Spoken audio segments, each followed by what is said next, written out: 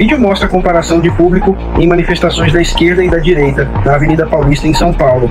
Manifestantes de esquerda se reuniram neste domingo, 21, na Avenida Paulista, em São Paulo, e outras capitais do país para protestar contra a anistia aos envolvidos no 8 de janeiro. A organização buscou uma abordagem diferente para turbinar a manifestação dada a baixa adesão dos atos anteriores e convidou artistas para se apresentarem para atrair o público. No Rio de Janeiro, houve show do Caetano Veloso, Gilberto Gil e Chico Buarque. Em São Paulo, houve apresentação de Marina Lima, Leoni e Otto. O carro de som na Avenida Paulista ficou em frente ao Parque Trianon. Segundo a organização, só havia um carro porque não se esperava que muitas pessoas comparecessem. Agora veja como foi o último ato da direita na Avenida Paulista.